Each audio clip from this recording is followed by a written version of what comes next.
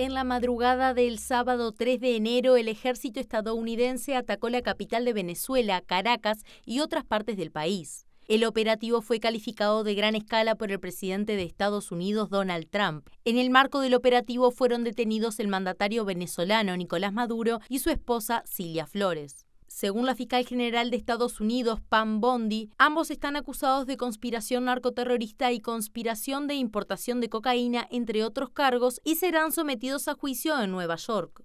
Según el jefe de Estado Mayor Conjunto de Estados Unidos, Dan Kane, el operativo de detención llevó meses de planificación donde recolectaron información de inteligencia para encontrar al presidente venezolano.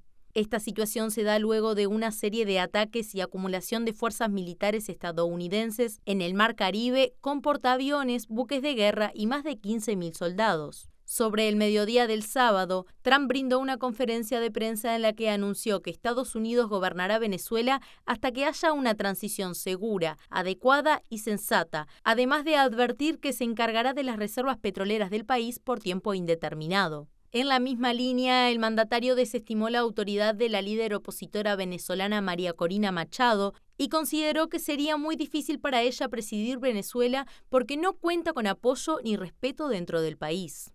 Machado, sin embargo, emitió un comunicado en sus redes sociales donde aseguró que llegó la hora de la libertad y que lo que tenía que pasar está pasando. Hoy estamos preparados para hacer valer nuestro mandato y tomar el poder. Permanezcamos vigilantes, activos y organizados hasta que se concrete la transición democrática. Una transición que nos necesita a todos. Por otro lado, en la conferencia de prensa, Trump lanzó una amenaza al presidente de Colombia, Gustavo Petro, a quien dijo que debe cuidarse tras la detención de Maduro porque, según afirmó, el colombiano tiene laboratorios para fabricar droga que envía a Estados Unidos.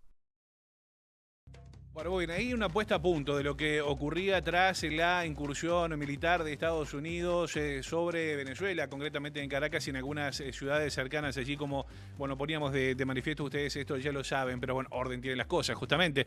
¿Qué pasó a nivel local? Ayer a la tarde, bueno, conocida la situación, hubo ya expresiones de, por ejemplo, bueno, varios referentes del sector político, pero además, por supuesto, también estuvo la palabra del presidente Yamandu Orsi, que a través de su cuenta de Twitter, de la ahora red social X, se expresó justamente sobre esta situación y además informó que convocaba a una reunión urgente del Consejo de Ministros de su gabinete. Una reunión que se concretó en esta jornada, que comenzó sobre las 9 de la mañana. Reunió el mandatario a sus ministros para analizar la situación justamente en Venezuela tras el ataque militar y al finalizar el encuentro, el mandatario brindó allí una declaración sin aceptar preguntas, donde manifestó que Uruguay mantiene una posición histórica desde hace décadas a favor de la no intervención de ningún país en los asuntos de otro. Tras el Consejo de Ministros realizado en la residencia de Suárez y Reyes, donde participó prácticamente el gabinete en pleno, Orsi destacó en primer lugar la conformidad con el comunicado emitido el sábado por el Ministerio de Relaciones Exteriores, donde se expresa que Uruguay rechaza, como siempre lo ha hecho, la intervención militar de un país en territorio de otro y reafirma la importancia de respetar el derecho internacional y la Carta de las Naciones Unidas. Tras esa puntualización, el mandatario remarcó que Uruguay mantiene una posición histórica que se remonta al año 1965, expresada ante la segunda invasión de Estados Unidos a República Dominicana, cuando nuestro país integraba el Consejo de Seguridad de las Naciones Unidas como miembro no permanente y defendió una posición que se mantiene hasta hoy. Orsi repasó que dicha posición se basa en 4 puntos. El primero es la no intervención de ningún país en los asuntos de otro y, por supuesto, menos aún la intervención por la fuerza, y esa fue la condena en aquel momento que se llevó adelante en el Consejo de Seguridad. La solución pacífica de las controversias como principio fundamental, el segundo principio. El tercero es el de la igualdad soberana entre los países. Es la única forma de mantener los equilibrios y que las superpotencias no sean las que avasallan a los demás.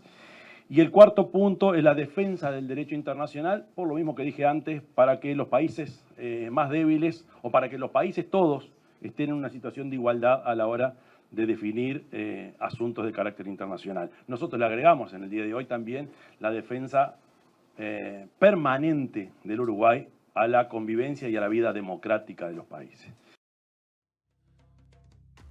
Bueno, muy bien. Esto pasaba hoy temprano allí en la residencia de Suárez y Reyes, una conferencia que no tuvo preguntas de los colegas que allí estaban apostados en el Prado, pero bueno, a grandes rasgos esto es lo que decía el presidente Yamandú Orsi. En este marco, Uruguay adhirió a una declaración conjunta de Brasil, Chile, México, Colombia y también España frente a los hechos ocurridos en Venezuela, en la que los gobiernos de estos países expresaron su profunda preocupación y también rechazo ante las acciones militares ejecutadas unilateralmente en territorio venezolano.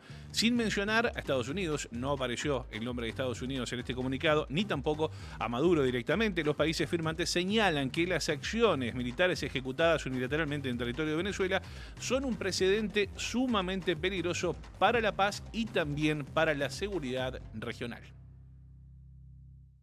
En el comunicado firmado por los 5 países que participaron de la reunión Democracia Siempre realizado en Chile en julio pasado, más México, señalan que la intervención militar sufrida por el país caribeño contraviene principios fundamentales de derecho internacional, en particular la prohibición del uso y la amenaza de la fuerza, el respeto a la soberanía y a la integridad territorial de los estados consagrados en la Carta de Naciones Unidas. A su vez, plantean que estas acciones constituyen un precedente sumamente peligroso para la paz, la seguridad regional y que además ponen en riesgo a la población civil.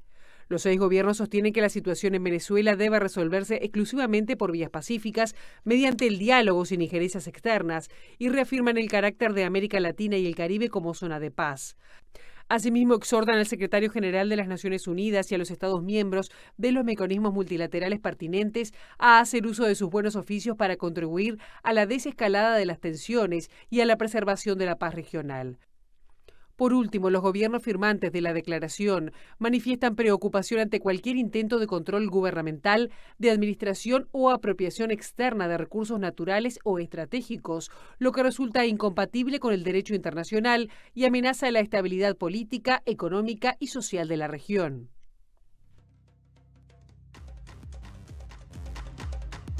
Bueno, todas las voces, todas, porque en este marco hubo gobiernos que mostraron su apoyo a la invasión de Estados Unidos a Venezuela y el secuestro, digámoslo, fue así, fue un secuestro y traslado del presidente de ese país, Nicolás Maduro, a Nueva York. Otros países como China y Rusia condenaron el accionar de Estados Unidos.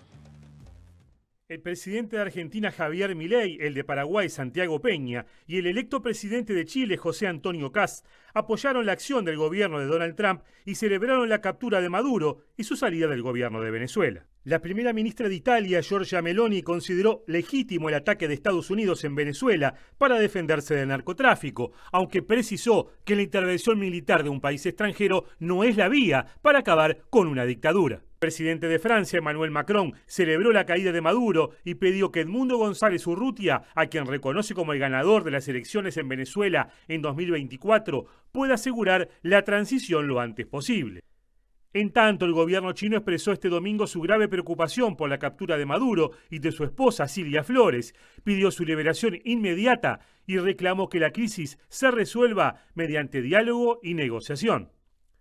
Consideró que las acciones de Estados Unidos violan claramente el derecho internacional y las normas básicas que rigen las relaciones internacionales y contravienen los propósitos y principios de la Carta de las Naciones Unidas. El gobierno ruso consideró que su par de Estados Unidos cometió un acto de agresión armada contra Venezuela, lo que es profundamente preocupante y condenable. Instamos firmemente a los líderes estadounidenses a reconsiderar su posición y liberar al presidente legalmente elegido de un país soberano y a su esposa, señaló en un comunicado de prensa el Ministerio de Relaciones Exteriores ruso. Bueno, hay más repercusiones a propósito de este asunto. Ayer a la tarde se esperaba, el mundo esperaba la palabra de Donald Trump en esta, conferencia que brindó, de la cual vamos a hablar en un ratito nada más y vamos a analizarla punto a punto porque hay mucha tela para cortar en ese sentido. Pero hace pocas horas volvió a hablar el presidente norteamericano Donald Trump, brindó una breve entrevista telefónica a la revista The Atlantic, donde dijo que la presidenta interina de Venezuela, Delcy Rodríguez, pagará un precio muy alto si no coopera. En esa línea, el secretario de Estado Marco Rubio declaró también más temprano, pero a la cadena CBS, que Estados Unidos trabajará con los dirigentes políticos de Venezuela si estos toman las decisiones adecuadas, la que le estaría marcando a Estados Unidos en este caso. Advirtió además Marco Rubio que si esto no ocurre, Estados Unidos mantendrá múltiples palancas de presión para garantizar la protección de sus intereses. Eso pasaba hace un ratito nada más. Pero bueno, tras conocerse el ataque de Estados Unidos a Venezuela y también secuestro y la detención de Nicolás Maduro, el PIT-CNT se movilizó este sábado en la Plaza Libertad para exigir respeto a la soberanía de Venezuela. Asimismo, el secretariado ejecutivo del Frente Amplio, el directorio del Partido Nacional y el Comité Ejecutivo Nacional del Partido Colorado emitieron distintos comunicados refiriéndose al asunto. En la tarde de este sábado, el PIT-CNT realizó una movilización en la Plaza Libertad para expresar su más enérgico repudio y condena a la grave agresión militar perpetrada contra Venezuela, ya que, según expresaron en un comunicado, constituyó una flagrante violación del derecho internacional y de los principios consagrados en la Carta de las Naciones Unidas. La central enfatizó en la gravedad de lo que denominó una escalada bélica que pone en serio riesgo la paz regional. Además, señaló que la intervención de Estados Unidos en Venezuela busca el control de sus recursos estratégicos, especialmente el petróleo y los minerales. Por su parte, el secretariado ejecutivo del Frente Amplio repudió el ataque del gobierno de Donald Trump y lo calificó como una invasión violatoria del derecho internacional y el sistema multilateral. En su comunicado, el órgano de dirección Frente Amplista se refiere a Estados Unidos como la fuerza agresora, pero no menciona al país. No obstante, insiste en que reafirma una vez más su carácter antiimperialista y su compromiso con la paz. El directorio del Partido Nacional, por otro lado, condenó en primer lugar la dictadura de Nicolás Maduro y, entre otras cosas, la sistemática violación de los derechos humanos. Sin embargo, expresaron su firme convicción en la autodeterminación de los pueblos y aseguraron no respaldar ninguna intervención militar ni política extranjera que pretenda dirigir el destino venezolano y eliminar su soberanía. En otra línea, el Comité Ejecutivo Nacional del Partido Colorado comenzó su comunicado afirmando que el dictador de Venezuela ha caído, en referencia a Nicolás Maduro, y expresaron que se mantuvo en el poder mediante la represión sistemática, el fraude electoral y el terrorismo de Estado. Desde el Partido Colorado concluyeron que esperan el inicio inmediato de una transición democrática, pacífica y respetuosa de la voluntad popular que permita a Venezuela recuperar la libertad, la institucionalidad y la convivencia democrática.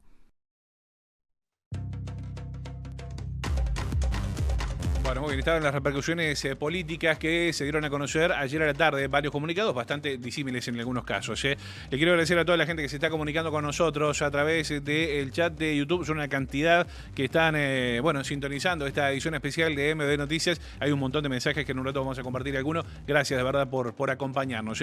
Reitero que nos están viendo a través del 6.1, 6.2 de aire, como siempre, en todos los cables del país y obviamente también a través de nuestro canal de YouTube. Hay más información, más repercusiones locales a propósito del asunto que marcó el inicio del año y este fin de semana, por supuesto, pero los detalles llegan en el móvil de Angie Álvarez, a quien ya saludamos. Angie, ¿qué tal? Buenas tardes, bienvenida.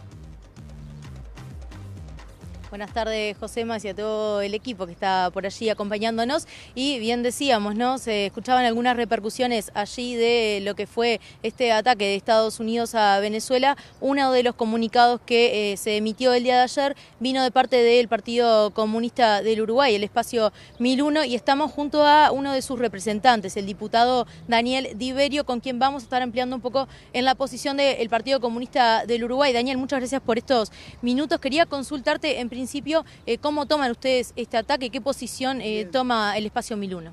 Bien, el espacio 1001 y el Partido Comunista, primero que nada, reivindica el derecho que tienen todos los pueblos en reclamar o pelear por sus mejores condiciones. En ese marco, nosotros que sufrimos 12 años de dictadura, teníamos miles de uruguayas y uruguayos que andaban por el mundo reclamando la democracia por el Uruguay. Entendemos y también respetamos el planteo que hacen nuestros hermanos venezolanos que también están en el Uruguay hoy, en reclamar y hacer los planteos que ellos entienden que puede ser para el futuro justamente de su Venezuela. ¿Está bien?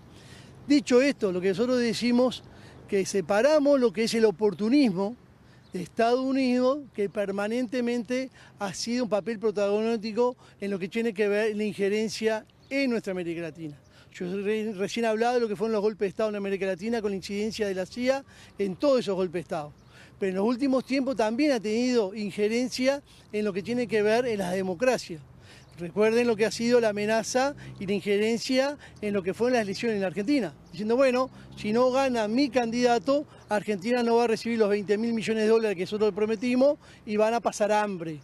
Lo mismo hizo en Panamá, cuando Panamá hace un acuerdo económico con China, rápidamente no le manda ahí a negociar, manda a los marines directamente para romper ese acuerdo y hoy Panamá está justamente con presencia de los marines, donde los marines tienen una incidencia muy fuerte en el Canal de Panamá. ¿Qué nos pasó, por ejemplo, en Honduras? También desde Estados Unidos se mandan mensajes amenazadores donde si no ganaba el candidato que proponía el propio Trump, lo que se iba a hacer es desconocer esas elecciones y rápidamente posiblemente iba a haber alguna injerencia o alguna intervención. ¿Qué pasó en Brasil? Cuando en Brasil la democracia brasilera, la justicia brasilera pone preso a quien fue uno de los golpistas, que en este caso fue Bolsonaro, rápidamente de Estados Unidos también se amenaza a Brasil porque justamente la justicia encarcela a uno de los responsables del golpe de Estado. ¿Qué puede significar para América Latina?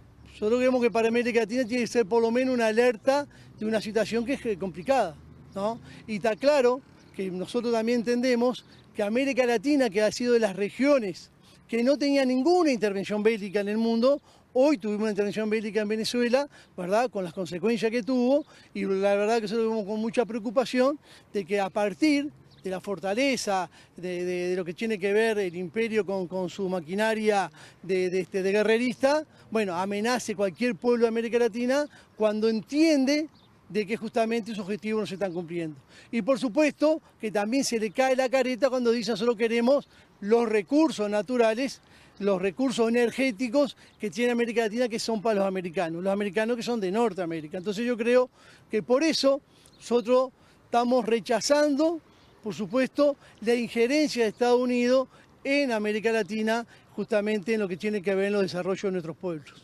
¿Cómo se toma allí la amenaza de Donald Trump, a Gustavo Petro, en este caso presidente colombiano, y la amenaza de Marco Rubio a Cuba, ¿no?, que ya está también en el foco?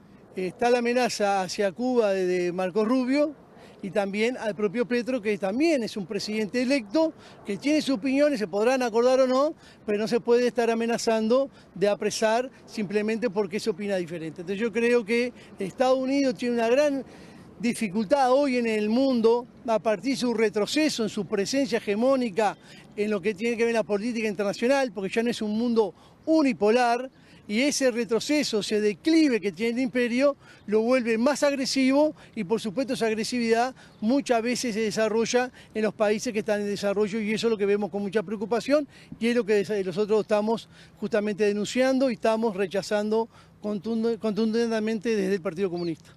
Nos encontramos a un año del mandato de Donald Trump, en su segundo mandato. Esta, de alguna manera, situación en la que se avanza de forma bélica puede significar un retroceso para el resto de los países de América Latina, más allá de Venezuela. Y a mí me preocupa la injerencia directa, eso es complicado. Los pueblos tienen derecho de de generar las condiciones para desarrollarse dentro de sus propios pueblos. Y está bien, ¿no? Cualquier uruguayo, vos retirás que tuvimos desde la época de la dictadura, en todo el mundo reclamábamos nuestros derechos. Y lo pueden hacer todos los pueblos de América Latina. Lo que no puede pasar es que un país que es una potencia utilice esa fortaleza que tiene esa potencia justamente para incidir hacia dónde tenían que ir los recursos naturales y hacia dónde tiene que ir la orientación de esos pueblos. Esa es la gran diferencia que tenemos. Una última consulta y breve. ¿Qué rol tiene que tener Uruguay en esta situación que recientemente se sumó a una declaración conjunta con otros países de América Latina? Bueno, Uruguay tiene la particularidad que tiene una fortaleza democrática muy fuerte. Tiene instituciones fuertes. Hace 40 años que tenemos una democracia continua a partir de la fortaleza. Y la fortaleza tiene que ver no únicamente con el gobierno o el parlamento, tiene que ver con las instituciones, con el movimiento sindical, las organizaciones sociales, los movimientos de 8M, por ejemplo, las marchas de la diversidad, todo eso es la democracia. Y la democracia significa tener el derecho a discutir y tener derecho a resolver entre los pueblos organizados en sus propios pueblos cuál es el destino mejor para el país. Y Uruguay tiene un papel fundamental de jugar en eso, en la cual, me parece a mí, en mi opinión, debemos justamente fortalecer, respetar la opinión de todos los pueblos, pero también rechazar de forma contundente cuando hay, como en el caso del Imperio de Estados Unidos, intentar incidir en lo que tiene que ver en los destinos de esos pueblos. Y eso es lo que tiene que rechazar Uruguay de forma contundente y lo hace, Muchas gracias, Daniel Diverio, compañeros diputados entonces del Partido Comunista, del Frente Amplio aquí en Uruguay. Seguimos con ustedes y los convocamos en unos minutos. Bien, perfecto, Angie. Muchas gracias por tu trabajo, a vos, el equipo y por supuesto a nuestro entrevistado. En un rato nos volvemos a encontrar desde otro punto de la capital. Bueno, bastante claro lo que decía allí el legislador del Partido Comunista a propósito de la intervención de Estados Unidos en Caracas, en Venezuela. Ayer decía una conferencia que estuvo muy esperada a nivel mundial. Ya la vamos a desglosar en un rato. Vamos a estar hablando con Francisco Claramunt, también con Fede Musto y Vale Bonomi, nuestros politólogos, para analizar este y otros asuntos. Pero también nos vamos a meter un poco en la historia. Ayer, en el final de la conferencia de Trump, entre otras cosas, en resumen, dijo que Estados Unidos va a gobernar a Venezuela de forma interina. Dijo que las petroleras van a tener mayor presencia en el país caribeño, de alguna manera aludiendo a su petróleo, sus empresas y demás. También habló de María Corina Machado. Básicamente dijo que era una especie de accesorio, que no tenía carisma como para hacerse, cargo de la situación en Venezuela. Y además, como cereza de la torta, de alguna manera también apuntó hacia Cuba. Pero en el marco de toda esa conferencia, habló de la doctrina Monroe, ¿no? Que data de 1823, aquello de América para los americanos y el patio trasero, entre otras cosas. Pero eso no lo voy a analizar yo, por supuesto que no. Es por eso que tenemos el placer de recibir al historiador, al profe Carlos de Masi. ¿Cómo le va? ¿Cómo anda? Buenas tardes, Bien, bienvenido. Buenas tardes, gracias por la invitación. Un gusto siempre hablar con usted, escucharlo y aprender junto a usted, Carlos. Qué lindo, me encanta escuchar eso. Bueno, muchas gracias. Yo decía, primero y principal, ¿es un hecho histórico lo ocurrido ayer? Claro, por supuesto. Es decir, mencionabas recién la doctrina Monroe porque la había mencionado Trump. La doctrina Monroe ha ido cambiando de sentido desde 1823 hasta ahora. Y creo que esto le da un paso más, una vuelta más a ese sentido. Es decir, Estados Unidos en un principio no quería potencias europeas en América. El enunciado América para los americanos es muy ambiguo, ¿no? Porque no sabes qué América y para qué americanos. Claro. Es decir, en Estados Unidos también se llama a sí mismo América y llama americanos a sus ciudadanos.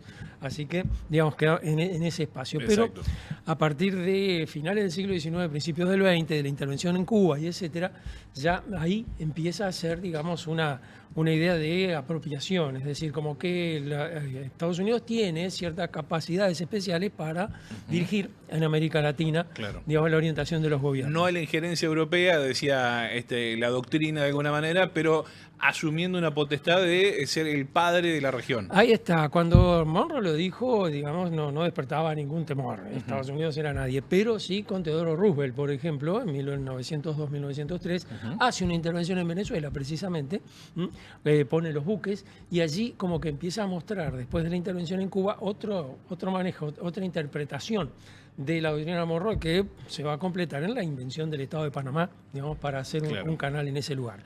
Y desde entonces siempre, Estados Unidos ha sido una presencia permanente, siendo, por lo que podemos llamar legítimas presiones diplomáticas dentro del campo del derecho internacional, a veces presiones no tan legítimas y a veces intervenciones directas. Nos sorprende ahora en este comienzo de año esta entrada en Caracas, pero hace 30 años entraron en Panamá a sacar a Noriega y unos años antes habían entrado a Grenada y habían entrado a Santo Domingo en los años 60 y habían entrado en Guatemala. Es decir, siempre hay, una presencia que uno hasta ahora, desde el final de la guerra, de la Segunda Guerra Mundial hasta ahora, lo interpretaba como, el marco de la Guerra Fría. Es decir, en el contexto de la Guerra Fría, dos potencias se reparten el mundo, cada una tiene su zona de acción. Claro. Estados Unidos interviene en Santo Domingo, la Unión Soviética protesta, la Unión Soviética interviene en Checoslovaquia, Estados Unidos protesta, pero no mueven un dedo. Ahora, el mundo ha cambiado en este momento. Hay otro jugador, que es China, que no estaba en la Guerra Fría original, y me da la impresión de que este es un momento en el cual ese espacio se va a reconfigurar de alguna forma. Digamos, todo esto también tiene que ver con que Estados Unidos, de alguna manera, al crecer Rusia también y China como exponentes mundiales, como potencias mundiales, también lo debilita y tiene que echar cola, digamos, hablando en términos basquetbolísticos, Sí. y hacerse fuerte en la región, Claro. aunque sea de prepo. Bueno, un poco así, es decir, fíjate que... Muy académico no fue el No término fue, mío, pero pero se entiende. Como creo. decía Solé, no es muy académico, pero es muy gráfico.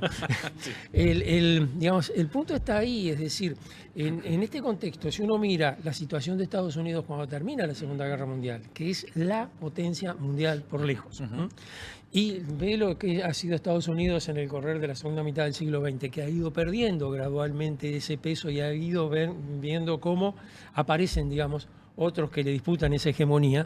Bueno, eso, digamos, es un proceso muy gradual que tiene que ver mucho más con las transformaciones de las estructuras económicas que con la voluntad política de algún gobernante. Claro. Pero, digamos, el resultado termina siendo el mismo, es decir, allí hay una pérdida de poder de Estados Unidos. Y entonces, bueno, la idea, digamos, de recuperar poder es tener presencia en todos los escenarios. Entonces está en Ucrania y hace la paz en este lado y negocia con él. Y también, como vos decías, cuidar que nadie se desalinee en el patio trasero. Claro. Y eso, digamos, la línea ahora está mucho más definida, en un sentido mucho más, digamos, no en el sentido no nos moleste, sino mucho más en el sentido de preferimos determinada orientación de los gobiernos. Sí, está claro, está claro. La figura de Trump incide también en la forma del accionar de todo lo que ocurrió, porque directamente en la conferencia de prensa se habla del petróleo. Más allá de que efectivamente puede llegar a ser una especulación, el petróleo está ahí arriba de la mesa. Lo que pasa es que Trump habla sin filtro. Claro. Es decir, si Trump hiciera la carrera diplomática no hubiera pasado de portero de una embajada. Porque realmente, digamos, Trump habla con absoluta sinceridad. No quiere decir que lo que dice lo vaya a hacer, pero evidentemente lo que piensa es lo que dice. Y entonces allí, digamos, uno tiene el juego todo a la vista. Lo que antes aparecía como una inferencia, uno dice, bueno, Estados Unidos interviene en tal lugar porque quiere tal cosa. No, más solapado. Ahí está. Ahora Trump lo dice directamente, no se engaña. Y tampoco engaña a nadie. Claro, y efectivamente él lo contaba que lo vivió como un show, básicamente, de televisión, ¿no? Bueno, eso es lo que me parece terrible, pero fíjate lo que es. Obama también vio de la misma forma cómo asesinaban a Bin Laden y a su familia en el otro extremo del mundo. Es decir, como que al final, digamos, el espectáculo de la política sustituye a la política misma. ¿Vale la pena hacer eso para que Trump tenga algo para ver o para que Obama tenga algo para mirar? Está claro, está claro. Usted decía un poco de historia, justamente, a propósito de incursiones de Estados Unidos en distintas naciones. ¿Cómo terminan este tipo de incursiones? Horrible. Es decir, no vas a resolver la situación interna de un país interviniendo desde afuera. Eso quedó clarísimo en Vietnam. Cómo, digamos, lo que era una guerra civil vietnamita que se podría resolver con dificultades y con seguramente sangrienta, pero entre vietnamitas, se prolongó en una guerra de 30 años, simplemente porque se quería volcar, imponer un determinado gobierno, digamos, contra la opinión de los vietnamitas, en definitiva, más allá de que fueran a favor o en contra del comunismo. Bueno, eso debe haber sido un aprendizaje importante y por un momento nos pareció que lo habían aprendido, porque entre 1973 y 1976, digamos, como que la política norteamericana bambolea. Es decir, aparece el problema de los derechos humanos como un problema, que digamos, se plantean como Estados Unidos, que era el faro de la libertad en el mundo en el siglo XIX, se había convertido en el defensor de las dictaduras más sanguinarias en el siglo XX. En fin, esa autocrítica de la política norteamericana apareció con mucha fuerza en esos años. Pero aparentemente dijeron, bueno, suficiente, vamos a seguir como estábamos, que estábamos bien. ¿Qué momento, profe? Entonces, digamos, todo lo que pudo haber sido aprendizaje de ese experimento de Vietnam, que fue espantoso, parece que quedó en el olvido, como que no se aprendió. Profe, yo le preguntaba en el arranque, bueno, este es un hecho histórico, ¿no? Arrancamos con un hecho, arrancamos el año con un hecho que efectivamente va a marcar la cancha a nivel de todo este 2026. Sin duda, Ahí sin está. duda. ¿Cómo va a recordar la historia, la situación de Donald Trump y también a Maduro? ¿A Maduro cómo se lo va a recordar? ¿Como un dictador? De todo, ¿Como un presidente un mix. duro? Porque hay visiones muy encontradas a propósito de lo que pasa. Porque constitucionalmente es presidente. Claro. Flojito de papeles. Como sea, Sí. digamos, aunque sea un dictador. Sí. Pero digamos, ahí hay dos dimensiones que conviene no interpretar. Por un lado, la institucionalidad venezolana, en el cual Maduro evidentemente es un dictador que está ejerciendo el poder ilegítimamente. Ahora, ese es el problema de los venezolanos. Claro. Por otro lado, la intervención extranjera para sustituir un gobierno, ese es otro problema. Eso es diferente. Sí. Vos podés hacer, digamos, que presionar a un dictador, cortarles los créditos, hostigarlo diplomáticamente, como pasaba con la dictadura uruguaya, y eso es importante. Ahora, si a eso querés sumarle una intervención directa, ya allí entramos en otra dimensión del juego. Entonces, ¿cómo se los va a jugar a Maduro? De las dos maneras. Según de qué lado lo mires, será el juicio que puedas emitir. Por un lado, dependerá también de cómo sigue la historia posterior, pero por un lado, digamos, en la historia nacional venezolana se lo verá espantoso, y por otro lado es posible que la política internacional lo vea un poco como una víctima. Profe, en el final, antes de despedirlo, ¿cómo tomó todo esto que pasó? Bueno, me sorprendió ayer cuando prendí la televisión, parecía que estaba un mundo diferente del que yo me había dormido el día antes. Claro. Es decir, habían pasado muchas cosas y esas cosas resultaban muy difíciles de evaluar. Para que tengas una idea, me pasó lo mismo cuando estaba dando acá en el Colegio Seminario una mañana, bueno, tenía una clase libre, me fui hasta la Facultad de Humanidades, que tenía que hacer un trámite, y en el interín habían caído las Torres Gemelas y llegué a la Facultad de Humanidades y el mundo era otro. Claro. Una cosa así, mientras yo estaba distraído pasaron cosas y no sé cuál será el resultado de estas cosas, pero uno lo puede adelantar así, sin ser muy profético, el resultado va a ser un mundo peor que el anterior. Sin duda, sin duda. Profe, se lo digo siempre y lo repito al aire una vez más, nos encanta hablar con usted y le agradecemos mucho, aprendemos mucho escuchándolo y conversando con usted. Bueno, muchas gracias por la invitación. Por favor, un placer. Y Domingo, lo voy a llamar más tarde la próxima. Bueno, digamos, tal vez si me llamas antes te invitaba con tallarines. Lo agarré almorzando hoy. Gracias, profe. Muy bien, señores, nosotros vamos a seguir porque hay más repercusiones. Y justamente dije hace un rato que vamos a volver a encontrarnos con Angie Álvarez. Bueno, tenemos nuevo contacto con el móvil de Angie. Te vemos, te escuchamos. Angie, adelante. Salen vivos ahora. Así es, compañeros, seguimos aquí en la Plaza de la Democracia, esta vez con Gustavo Becerra, director de la organización Con Venezuela en Uruguay. Gustavo, gracias por estos minutos con nosotros. Bueno, ¿qué significa para ustedes lo que está sucediendo en Venezuela en este momento? Mira, lo que está sucediendo en Venezuela para los venezolanos, que la gran mayoría, por lo menos los que hemos emigrado, que somos más de 8 millones de venezolanos, para nosotros es el principio de la esperanza de volver a la democracia. En Venezuela desde hace tiempo se perdió ese rumbo. Se perdió ese rumbo porque hay un régimen que simplemente tortura, reprime, persigue y no permite que hayan diferencias a lo que ellos presentan como proyecto país. Un proyecto país que ha destruido instituciones, que ha destruido los sistemas públicos, que ha hecho un total adoctrinamiento de la educación, donde la educación en Venezuela, por los profesionales, por no poder trabajar como deben ser, dan 2 o 3 días de clase. Eso es lo que ha hecho el régimen de Nicolás Maduro. Es un régimen que desde hace muchísimo tiempo no tiene una tendencia de decir de que exista derecha o izquierda. Un régimen que simplemente el que no está de acuerdo con ellos lo persigue, lo reprime y lo encarcela. Ejemplo perfecto, el Partido Comunista de Venezuela, el partido más antiguo que hay en Venezuela es este partido, y simplemente como en el año 2023 tuvo diferencias de opinión con el régimen, fue judicializado, fue expropiado y sus dirigentes, algunos presos y algunos están en el exilio. Ayer y hoy se movilizaron aquí en la Plaza de la Democracia. ¿Por qué eligieron este lugar y cuáles serán los motivos de la movilización? Mira, la Plaza de la Democracia para esto que está pasando tiene un significado real, un significado que significa la esencia de lo que realmente es el Uruguay. El Uruguay es democrático por su gente, por su cultura y por su manera de vivir. La democracia no solamente es el derecho al voto, es el derecho a discernir, a pensar, a hacer las cosas distintas.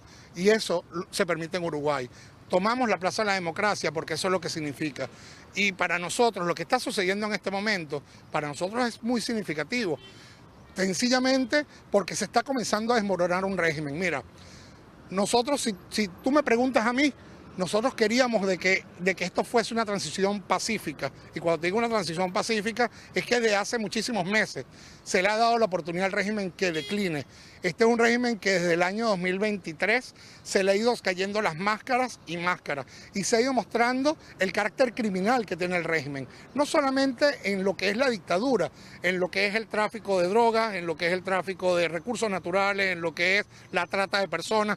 Hay evidencia de todo esto. Organismos internacionales, todos lo saben, la ONU, la OEA, la Corte Penal Internacional, lamentablemente los tiempos no han dado y los delitos en Venezuela continúan, la persecución continúa. Entonces, si tú me preguntas si estamos de acuerdo con lo que sucedió, capaz, en un tema de forma, no queríamos que llegara a esto, pero realmente desde hace más de un mes la pelota estaba del lado del régimen. Ellos tenían la decisión de hacer las cosas distintas. Si sucedió lo que sucedió el día de ayer, sucedió porque ellos lo permitieron. No es porque el presidente Trump quiso hacer estos ataques para poder extraer al dictador Nicolás Maduro. El presidente Trump dio suficiente tiempo para que el régimen decayera, para que el régimen entregara, para que con el carácter criminal simplemente se diera. Mira, desde hace muchísimo tiempo se ha estado presentando unas órdenes de captura que no son menores, son órdenes de captura por delitos que ellos han cometido y que están comprobados en lo que es droga, en lo que es lavado de dinero, en lo que es trata de personas. ¿Y cómo sabemos esto? Por cómplices del mismo régimen, gente que trabajó con el régimen, que habló, inclusive los sobrinos de la ex primera dama Cilia Flores, hablaron y dieron fe de todo el desastre que hacían. Agarraron una avioneta en República Dominicana donde fueron capturados los sobrinos de Cilia Flores y la avioneta estaba llena de drogas. Entonces, ¿qué más quieren o qué más pruebas quieren? Lo que hay de los Estados Unidos hacia Venezuela es la persecución de narcotraficantes, que a su vez estos narcotraficantes están usurpando el poder de un país, es otra cosa. Donald Trump ayer anunció que se hará cargo del gobierno en lo que viene. Esperemos unas próximas elecciones en los 30 días, pero además hablaba de los recursos naturales de Venezuela. ¿Qué significa esto para ustedes? ¿Qué esperan que suceda en la proximidad? Mira, hay una narrativa que viene desde hace muchísimo tiempo, que los Estados Unidos quieren los recursos de Venezuela. Yo les quiero contar y les quiero mostrar al Uruguay que desde el año 1940, desde que estaba el presidente Juan Vicente Gómez en Venezuela, Estados Unidos fue el aliado fundamental para construir la industria petrolera en Venezuela. La industria petrolera en Venezuela hasta el año 1998 fue la vanguardia de la región. Fue una vanguardia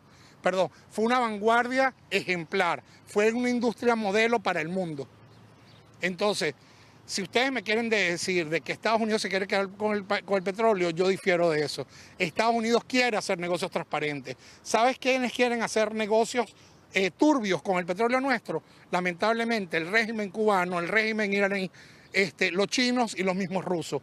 Han salido y se ha comprobado cantidad de barcos de Venezuela sin bandera, con 1.800.000 barriles, con destinos que nadie sabe y que los fondos o las ganancias de esos barcos iban a los bolsillos exclusivamente del régimen. Venezuela se ha ido subiendo en los últimos años en una crisis, en hambre, porque es lo que ha tenido Venezuela. Es verdad, el régimen lo que le ofrece al venezolano son bolsas de comida, pero cada vez una bolsa de comida que es menor y es más pequeña que la misma cesta básica del venezolano. Entonces, mira, seguir hablando de recursos naturales y quién se los quiere apropiar. El régimen se apropió durante muchísimo tiempo de los recursos naturales. Acabó con una infraestructura construida entre Venezuela y distintos países, no solamente Estados Unidos. En la industria petrolera participó Alemania, participó Francia, participaron muchísima gente en la construcción. Y este régimen con la expropiación lo que hizo fue destruir. Todo el dinero del mantenimiento de la industria petrolera fue robado y la gran mayoría de la infraestructura para la extracción, el transporte, los taladros, todos están en el peor estado de mantenimiento, que para poder reconstruirlo en este momento vamos a necesitar todo el apoyo internacional. Y no solo a Estados Unidos, sino inclusive países como Uruguay, distintos países del mundo. Venezuela no quiere venderse a Estados Unidos, Venezuela quiere abrirse al mundo, quiere abrirse a las inversiones, a que muchos países inviertan en ella, a que se invierta en tecnología, en convertirla en una potencia tecnológica. Eso es lo que queremos con Venezuela y tenemos un plan para eso. Muchas gracias, Gustavo. Gracias. Conversábamos, compañeros, entonces, más repercusiones de la mano de Gustavo Becerra, director de la organización Con Venezuela en Uruguay. Seguimos con ustedes en Piso. Bien, perfecto, Angie. Muchas gracias por tu trabajo allí. Todas las voces, todas aquí. Señores, señores, faltan 10 minutos para las 20 horas. Seguimos avanzando en este MBD Noticias especial, mirando hacia Venezuela. Es tiempo de seguir con más análisis, porque, bueno, tenemos el gusto de recibir aquí en nuestra mesa de trabajo a los politólogos Valeria Bonomi, Federico Musto, y el periodista también experto en información internacional, Francisco Claramunt. Un gustazo recibirlos. ¿Cómo andan? Buen domingo. Gracias, Buenas. Josema. ¿Todo bien? Por la invitación. Bueno, qué fin de semana movido, ¿no? Le voy a preguntar a todos de arranque la misma pregunta. Le voy a hacer, ¿cómo vieron esto? ¿Cómo tomaron contacto con la noticia? ¿Y qué fue lo primero que pensaron? ¿Quién arranca? Corto el hielo. Rómpalo nomás. Yo lo primero que hice fue preguntarle a una colega venezolana si estaba pasando en serio. Claro. Fue como, che, esto es verdad. Porque creo que no hubo tal sorpresa, excepto la consumación del acto, pero Trump venía avisando y haciendo avances sobre la amenaza sobre Venezuela. El tema es que cuando pasó fue como, capaz que sí, no sé, ¿no? Y fue lo primero que hice fue confirmar con gente allá. Claro, sí, en este momento de redes y de fake news, es fácil de que de perfectamente que esto suceda, claro. Podría haber sido una noticia falsa. Lo único que sí era un horario atípico, porque cuando empezaron a circular las noticias eran horario Uruguay, 4 o 5 de la mañana, difícil de activar en la región, en Latinoamérica, por el uso horario, esa fake news. Pero sí, después se empezó a confirmar y sí. Empezó a tomar cuerpo la sorpresa de alguna manera. Francisco. Sí, a mí también me tomó por sorpresa, pero me hizo acordar un poco lo que pasó hace unos años también, hace 3 años atrás, con la invasión rusa de Ucrania, que también fue una cosa que venía avisada de alguna manera. Llevó varios meses de acumulación militar en la frontera, pero nadie creía que se fuera a concretar. Era como difícil creer que eso realmente fuera a pasar, que Rusia se fuera a animar a invadir Ucrania, y sin embargo es lo que terminó pasando. Claro. Es tremendo lo que pasó. Recién preguntábamos al profe de Masi si todo es un hecho que va a quedar en la historia. ¿Cómo lo ven esto ustedes también? Bueno, yo creo que sí, sin duda, porque la envergadura de este acontecimiento es algo, por lo menos no veíamos una invasión directa de Estados Unidos, una injerencia militar de este tipo, desde la invasión de Panamá a fines de los años 80. Entonces, además hay una cuestión de escala, ¿no? Venezuela es un país muchísimo más grande que Panamá. Panamá es un país pequeño que tenía presencia militar histórica de Estados Unidos en el interior de su territorio, un país de 4 millones de habitantes. Venezuela, estamos hablando de un país de casi 30 millones de habitantes. No se queda todavía por ver mucho. Trump ayer incluso amenazó con un segundo ataque. Exacto. Dijo, estamos preparados para ya liberar un segundo ataque. Marco Rubio lo pareció desmentirlo en algún momento, su ministro, lo que vendría a ser su ministro de Exteriores, digamos, su secretario de Estado, pero bueno, estamos expectantes a lo que podría pasar, ¿no? Se supone que mañana declara Maduro en un tribunal de Manhattan. Ya está, sí, supuestamente. También mañana hay reunión de la ONU, ¿no? Que se tomó hasta el lunes, digamos, para analizar el tema. Total, no podía ser mucho. Pero a propósito de las reacciones internacionales, igual ¿no? quería agregar una notita, Dale, claro. que más allá de la intervención militar per se, que es lo que estamos viendo ahora, o sea, recientemente Estados Unidos ha hecho injerencias muy fuertes en elecciones en la región. Y me parece que eso también es una señal a tener en cuenta, donde ya como que el límite del derecho internacional no, pero se corrió totalmente, ¿no? Lo que pasó en Honduras fue grosero, y también en las elecciones argentinas, donde, bueno, si no ganás, te saco el apoyo, básicamente. Sí. Entonces, son formas también de empezar a meterse, no quiere decir que antes no estaba metido, pero de meterse muy groseramente en la política latinoamericana en general. Y la novedad de esta reconfiguración de la geopolítica que tiene Estados Unidos, que está viendo a América Latina, por lo que implica América Latina para Estados Unidos, pero también para rivalizar, y que es una de los lugares, una de las fronteras que tiene para rivalizar con China. Estamos viendo que Estados Unidos lo está haciendo a través de las elecciones, de esa influencia electoral o de la actividad armada, algo que, si se quiere, lo estaba realizando o lo veíamos más normalizado en Medio Oriente.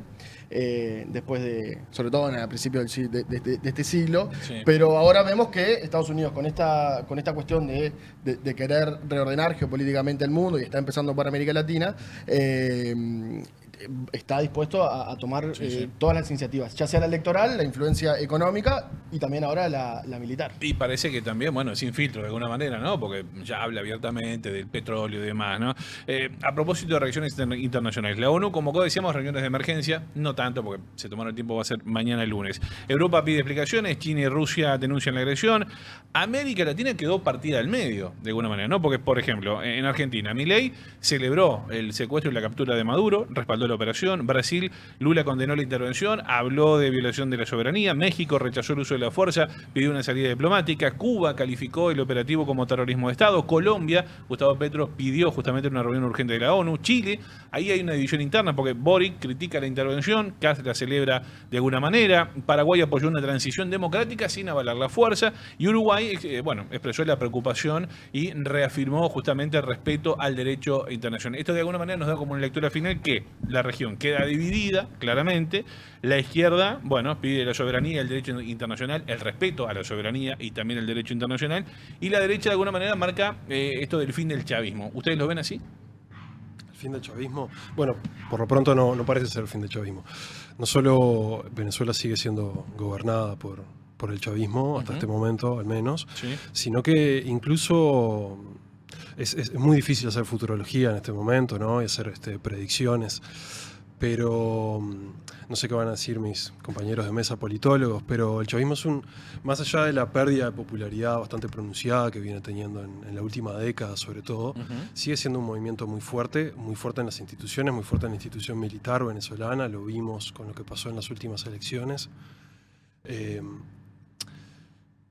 Son incluso voces críticas dentro de los propios Estados Unidos, le vienen advirtiendo al gobierno estadounidense que algún tipo de cambio de régimen apresurado en Venezuela podría traerle complicaciones bastante grandes a las propias Fuerzas Armadas estadounidenses por esta fuerza que el chavismo tiene a la interna. El propio Donald Trump ayer decía que en una cosa bastante escandalosa, pero bueno, todo su discurso fue bastante escandaloso, como nos tiene acostumbrados, que María Corina Machado, la líder de la oposición, no tiene el respeto ni la legitimidad interna para gobernar Venezuela en este momento. Por eso él decía, le hizo un lado. Por eso él decía que es Estados Unidos el que va a controlar la administración venezolana. ¿Le cobró el premio Nobel ahí, no? Una patadita. Y eso que decía Francisco, que es muy interesante, es lo que nos puede o lo que nos puede dar pistas de esta intervención militar, que fue, a diferencia de Panamá, que había una ocupación y que incluso Noriega estuvo en la embajada del Vaticano varios días hasta que se fue, lo lograron atrapar.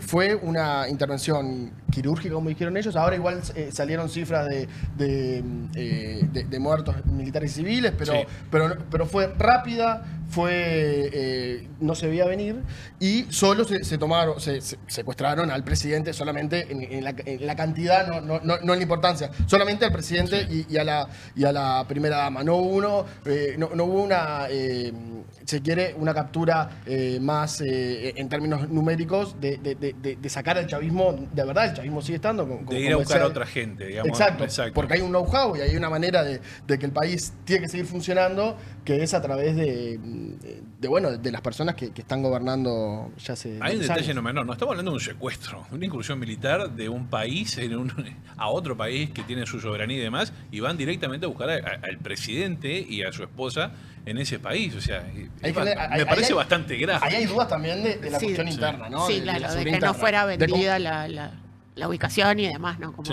la seguridad. Hay una versión ahí como que lo vendieron, lo entregaron básicamente. Corren esas versiones, sí, andás a ver en realidad cuánto de eso hay. Es probable que más adelante se sepa con más claridad. Y también cómo se van reconfigurando ahora los actores y las fuerzas ahí adentro nos va a dar un poco de luz sobre lo que va a haber pasado. Y perdón, con lo que decías recién de la cuestión latinoamericana y las diferentes posiciones de los países, creo que esto muestra, una vez más, una de las tragedias que tiene Latinoamérica, que es, si se quiere, inherente a su historia, por razones que no vienen al caso, que es la debilidad de la integración regional. Las muy débiles instituciones que se han creado, o se queden las nulas instituciones que se han creado, que no han ayudado a contener estas situaciones y que permiten o invitan a que países por fuera de la región tengan estas intervenciones. Porque Venezuela, o el problema de Venezuela, es una situación que bueno, ya hay que ver desde dónde lo ponemos el problema, si es que es un problema, pero por lo menos las últimas elecciones que fueron denunciadas y que a las claras de lo que se ha mostrado y hemos visto, parece que no han sido lo más transparente, o bueno, tal vez sean las elecciones con mayor posibilidad de fraude. No tuvimos instituciones latinoamericanas para solucionar ese problema. Claro. Son liderazgos como, bueno, Brasil, o liderazgos de países, pero no hay, no sé, pienso en la Unión Europea, que se quiere, con sus problemas, hoy no están estos organismos supranacionales con la mejor imagen, pero no tenemos esas instancias a nivel latinoamericano para solucionar los diferendos nuestros. A propósito de igual, Lula. una notita, Sí, claro. La declaración conjunta de los países, algunos países latinoamericanos ahora en las últimas horas. Más España.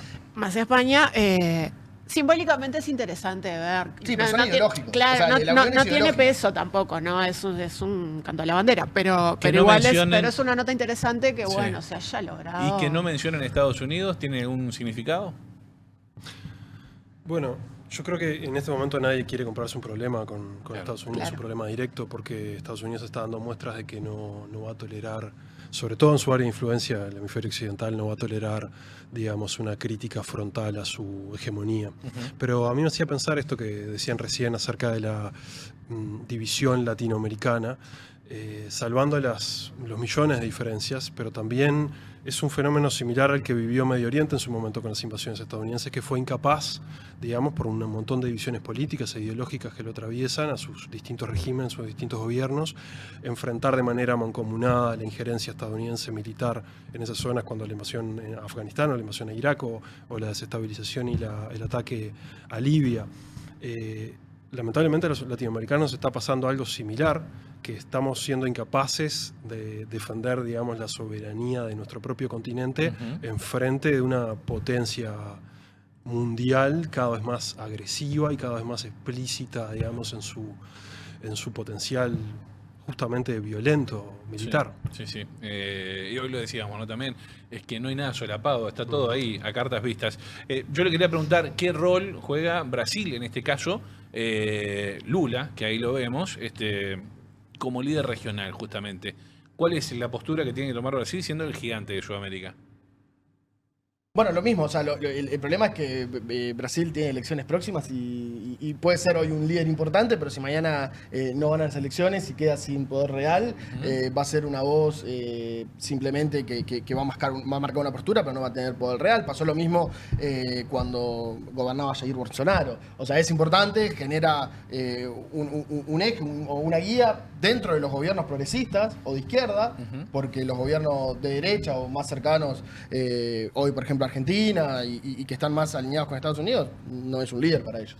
O sea, ese es el problema de que hablábamos recién, que hablaba Francisco y que reflexionamos con Mariana, que hay una cuestión de que la integración regional, que como se ve ahora, es más ideológica que de la región. Está claro, está claro.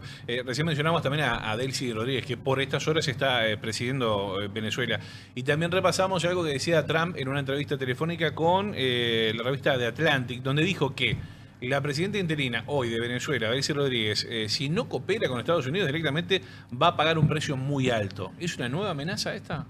Bueno, parece que de alguna manera está dando una señal de que lo que parece estar buscando Estados Unidos es alguna especie de división interna del régimen venezolano, del gobierno venezolano, esperando que por lo menos la amenaza de que les ocurra lo mismo que a Maduro los haga cambiar de posición y los haga, por lo menos, sentarse a una mesa, que es lo que le gusta a Trump, ¿verdad? Esa cuestión de la negociación por la fuerza, el te obligo a negociar en las condiciones que yo quiero. Venía a verme y vamos a hablarlo. Exactamente. Hasta el momento, el gobierno venezolano no ha dado muestras de querer entrar en esa estrategia, pero vamos a ver qué pasa en los próximos días. La presión está siendo bastante fuerte y ya Trump puso sobre la mesa la posibilidad de un segundo ataque. ¿El tema de petróleo es el que manda acá? Sí, sin dudas. Sí. Sí, aparte es declarado por Trump y después por Rubio, no hay titubeo sobre eso. Directamente. Sí. Directamente. Hay unas declaraciones de hace unos días, no son de ahora, de Trump, diciendo vamos a recuperar lo que nos pertenece, como nos sacaron nuestro derecho a nuestro petróleo, vamos a recuperarlo. O sea, no hay segundas lecturas con eso. Sí. A mí también, perdón, con respecto al petróleo, me genera la duda de, obviamente hay una cuestión de querer recuperar las nacionalizaciones que se hicieron últimamente y bueno, cuestiones inherentes a Estados Unidos. También creo que hay una cuestión ahí de jugar, me parece, con el tema del acceso de China al petróleo venezolano. O sea, de nuevo, la cuestión geopolítica de tratar, que pasó en las elecciones argentinas también, que con el swap chino fue una materia de negociación de si se activaba o no se activaba, o si se había que eliminar o no. O sea, el intento de sacar a China de América Latina, tal vez también el petróleo vaya por ahí. No digo no venderle más, sino tal vez a otro precio, o bueno, cortarle también los... Es bastante complejo, diría el presidente Yamandu Orsi. ¿Qué pasa con la soberanía de los pueblos en este caso? ¿Dónde queda el derecho internacional? Porque el propio Congreso de Estados Unidos criticó esta intervención, algo que a Trump obviamente no le interesó, pero ¿dónde queda el derecho internacional en todo esto? Hace mucho tiempo que el derecho internacional no parece estar No vigente corre. en ningún lado. Hay muchas bibliotecas. Mencionaba al principio la invasión de Rusia a Ucrania, es un claro ejemplo de violación flagrante del derecho internacional. Las pretensiones que China tiene sobre Taiwán también son una violación del derecho internacional y lo vemos ahora en Medio Oriente, lo estamos viendo hace 2 años. Israel tiene además un largo historial de décadas de violar el derecho internacional con el apoyo total de los Estados Unidos y de buena parte de los países europeos. Ahora se ha hecho de una manera explícita y escandalosa, pero esto llevaba ya muchas décadas. Ahora lo estamos viendo acá en América Latina, que parecía ser una zona de paz, parecía ser una zona por lo menos donde las apariencias se mantenían. Estamos viendo que nos está llegando lo que ya estaba pasando en el resto del mundo. ¿Qué pasaría, y haciendo futurología, es espantoso esto, yo sé que a nadie le gusta, pero qué pasaría si habláramos de una situación similar a propósito de lo que hablábamos de Rusia y Ucrania, si Vladimir Putin hiciera lo mismo con Zelensky? ¿Qué pasaría allí? Estaríamos hablando de otro conflicto histórico. Claro, pero lo que estamos yendo es justamente a un mundo dividido en zonas de influencia, que es lo que Estados Unidos está diciendo de forma explícita, ¿no? Esta es la vuelta de la doctrina Monroe, lo dijo ayer Trump, lo dice la estrategia de seguridad nacional aprobada recientemente, hace un mes atrás, por los Estados Unidos. América por los americanos, que significa los recursos naturales de esta zona de este hemisferio occidental le pertenecen a Estados Unidos. China hará lo suyo en su hemisferio. Rusia negociará con Europa. Trump ha dado muestras de que él no tiene ningún problema de que Rusia se quede con partes de Ucrania, porque él está de acuerdo con esa ideología de que la zona de influencia de Rusia, bueno, le pertenece a Rusia.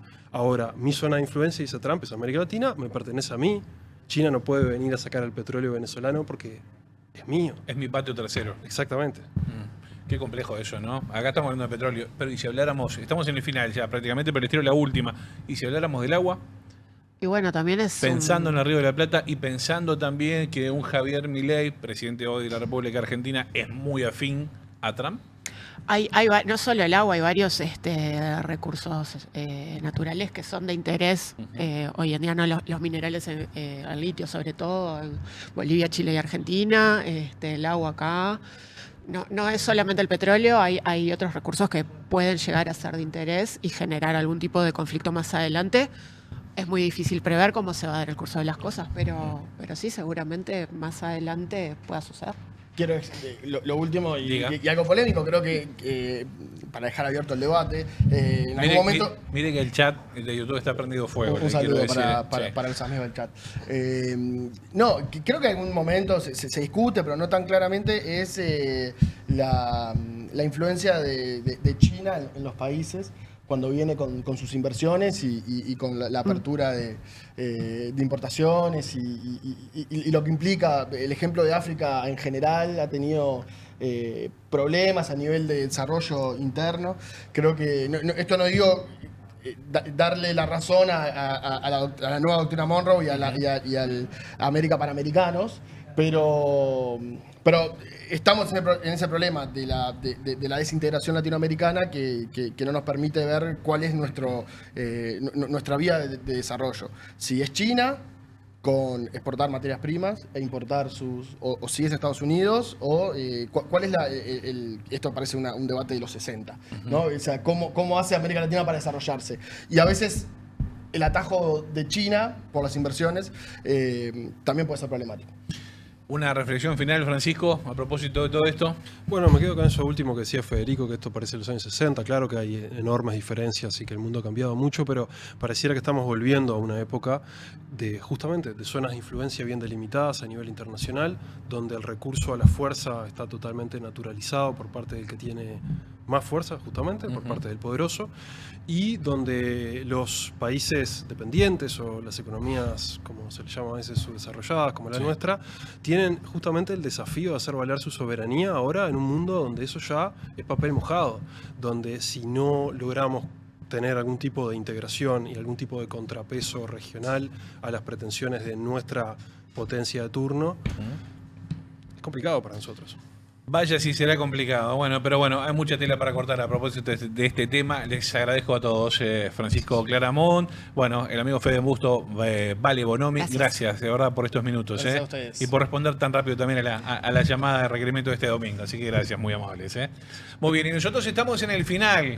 Hasta acá llegamos con esta edición especial de MD Noticias mirando hacia Venezuela. Les queremos agradecer mucho a todos ustedes que nos han acompañado en el 6.1 en los cables del país y por supuesto a través del chat de YouTube, que es una cantidad enorme de personas que nos están mirando y nos están escribiendo también. Gracias a todos y a todas por participar y por supuesto a nuestro equipo que trabajó en esta edición especial, la producción de Angie Álvarez, Eduardo Delgado, Pilar Teijeiro y Matías da Silva, también a nuestro operador, allí nuestra puesta en el aire, que es el señor Pablo Calderón, Andrés Arias en el sonido, en la técnica, mi amigo Pablo Alcántara, también a Dayana Dicandia, nuestra editora, a Daniel Cheiko y a Lecos Cheiko, que estuvieron cámara y asistente en exteriores, allí acompañando a Angie Álvarez, y también a Richard Miliche, que estuvo allí trasladándolos en el auto, a Mariana González, y también Mariana González, que nos maquilló, trata de solucionar las cosas de este rostro, y Francesca Anale, que nos ha puesto muy prolijos para estar en vivo en esta edición especial. A todos ustedes, muchas gracias por acompañarnos, nos vemos la próxima, que pasen ustedes muy bien.